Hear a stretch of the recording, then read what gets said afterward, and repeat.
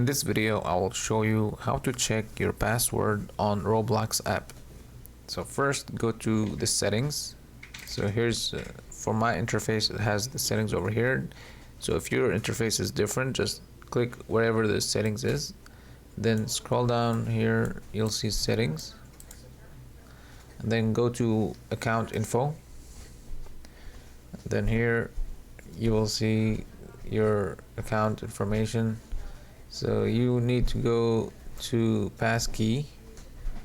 You can see here the password, but you can't see what's the password. You can change it, but what you want to do is go to passkey and then create a passkey. So I have already created one. Just create a passkey.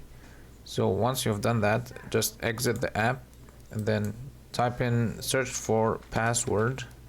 So there's an app that will store passwords on your phone, and here you can see, you just click Roblox.